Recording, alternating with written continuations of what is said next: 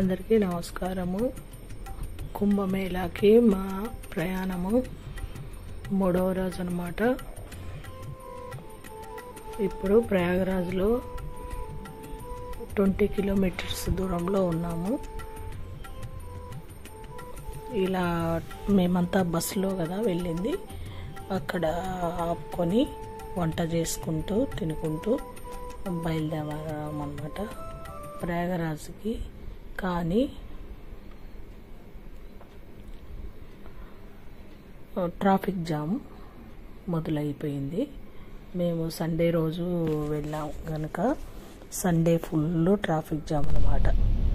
ఇక్కడ ఫిబ్రవరి 14 బయలుదేరితే 16 కల్లా ప్రయాగరాజ్ మార్నింగ్కి చేరవలసింది. మేము ఈవినింగ్ అయిపోయిందనమాట. మధ్యరాత్రి నుంచి ట్రాఫిక్ జామ్, 12 నుంచి ట్రాఫిక్ జామ్ అయిపోయింది. చూడండి, అస్సలు వెహికల్ కదలటం లేదు. మార్నింగ్ నుంచి మేము ఈవినింగ్ వరకు బస్సులోనే అలాగే కూర్చుండిపోయినాము. టిఫిన్ కానీ భోజనం కానీ ఇవంతా ఏమీ లేదనమాట. అవకాశమే లేదు బస్సులు. మేము ఏసీ బస్సులు స్లీపర్ కాబట్టి ఎవరు బెడ్లో వాళ్ళు పడుకొని ఏవో తీసుకెళ్ళిన స్నాక్స్ వాటర్ బాటిల్స్ ఉన్నాయన్నమాట.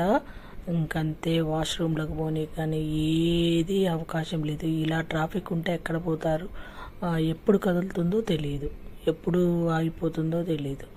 అలాగా ప్రయాణం అయితే చేసాము. మిగతా రోజుల్లో ఇంత ఉండదంట. సండే కాబట్టి ఆ రోజు మేము వెళ్ళిన రోజు ఈ విధానంగా ఉంది. 20 కిలోమీటర్స్ ప్రయాగరాజ్కి అంతే టైము. ఆ 20 కిలోమీటర్స్కి దగ్గర 12 అవర్స్ మేము ట్రాఫిక్ జామ్లో ఉన్నాము. అది చూస్తున్నారు కదా ఎలా ఉందో. అసలు కదలటం లేదు. ఆ కార్లల్లో నడుచుకుంటూ వెళ్ళే వాళ్ళ పరిస్థితి చూస్తుంటే మేము బస్సులో ఉండైనా కొంచెమన్నా కంఫర్ట్గా ఉన్నాము. వాళ్ళ పరిస్థితి మరీ దారుణంగా ఉంది. అడుగు ఏనికి లేదు. కార్లల్లో క్లచ్లు దొక్కుంటూ డ్రైవర్ల పరిస్థితి మరీ దారుణంగా ఉంది. అంటే ఇంకంతే. ఇది కుంభమేళా 144 సంవత్సరాలకు ఒకసారి వస్తుంది. ఎలాగైనా వెళ్ళి అమృత స్నానం చేయాలి. ఇది ప్రతి ఒక్కరికి తపన, ప్రతి ఒక్కరికి చూడాలని ఉంటుంది. దేవుడు అవకాశం ఇవ్వాలని ఉంటుంది. మరి ఎలాగైనా కష్టమైనా కానీ మనము వన్డేనే కదా కష్టము, వెళ్ళి ఆ పుణ్యస్నానం చేయాలని అందరికీ కోరిక. అది మాకు కానీ అలాగే ఇలా మా ప్రయాణం మొదలైంది.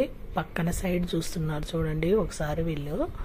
వీళ్ళు ఎలా బండ్లు పోనిస్తున్నారంటే, రోడ్లో ట్రాఫిక్ అంతా ఉంది కాబట్టి రోడ్డు దాటుకొని అటు చైన్లు ఉంటాయి కదా, అక్కడి నుంచి బండ్లలో ఇలా వెళ్ళిపోతున్నారు. తను చూడండి మొత్తం 4. అసలు ఏదన్నా చిన్న ప్రమాదం జరిగినా ఎంత కష్టం అవుతుంది. కానీ కొంతమంది లెక్క చేయరు. చూసారా ట్రాఫిక్ చూడండి. జస్ట్ మనము ప్రయాగరాజ్లో ఒక హాఫ్ అన్ అవర్లో మనం చేరుకునేదానికి మేము ఇది 12 అవుతుంది టైము, 5 వరకు ఇక్కడే ఉన్నాము. అంటే ఎంత ట్రాఫిక్కో చూడండి. పోలీసులు వచ్చారు, ట్రాఫిక్ని కంట్రోల్ చేస్తూ ఉన్నారు. ఇలా రకరకాలుగా అన్నమాట పరిస్థితి. కానీ చిన్నపిల్లలు అలా ఉన్నవాళ్ళు ఎంత కష్టపడుతున్నారో అనిపించింది. పెద్దవాళ్ళతో పోల్చుకుంటే పిల్లలు, కొంచెం వయసు అయిపోయిన వాళ్ళు, ఇప్పుడు మా యాత్రకు వచ్చిన వాళ్ళల్లో 30 మంది ఉన్నారు. వాళ్ళు కానీ ఇంతే.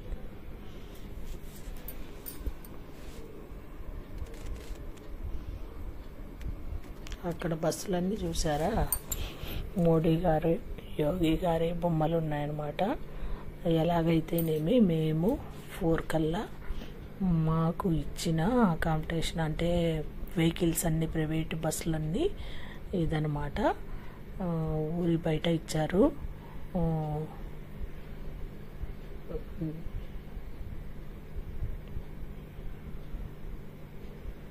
ఇక్కడ అనమాట మాకు పార్కింగ్. ఆ ప్లేస్లో ఇచ్చారు. దీని పేరు దన్బారా ఏదో వస్తుందండి. అక్కడ ఇచ్చారనమాట. ఇంతకుముందు వెళ్ళిన వాళ్ళకి నది దగ్గరికి ఉండేదంట. ఇప్పుడు మాకు జనాలు ఎక్కువ అయ్యేసరికి చాలా దూరంలో ఇక్కడ ప్లేస్ ఇచ్చారు. అది కూడా చూస్తున్నారా, బస్ స్టాప్ అక్కడ అనమాట. అక్కడి నుంచి జస్ట్ రోడ్డు మీదకి వస్తాను. ఇక్కడి నుంచి అంతా ఈజీగా ఉంది.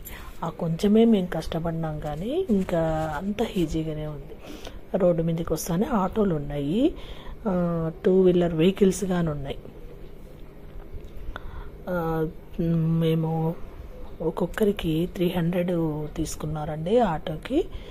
ఇలా తెలుగు వాళ్ళు ఎంతమంది ఉన్నారో లేదో తెలియదు కానండి, ప్రతి స్టేట్ నుంచి మాత్రము అసలు పిల్లలు, పెద్దలు, ముసలి వాళ్ళనైతే ఎత్తుకొని మోసుకొని తీసుకెళ్తున్నారు. మరి ఆటోలో కాకుండా మోసుకొని తీసుకెళ్తూ ఉన్నారనమాట. అంత ఇదిగా ఉన్నారు. ఎంత ఆనందం వేసిందో. ఇది ఒక ప్రళయం అన్నమాట.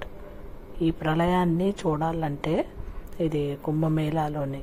ఇప్పుడు ఇక్కడ మనకు స్వామివారు, ఆంజనేయుల స్వామివారు అలా ఉంటారు. అక్కడ జై బజరంగ బలి ఆంజనేయుల స్వామి గుడి మనకు నది ఒడ్డున్నే ఉంటుందన్నమాట.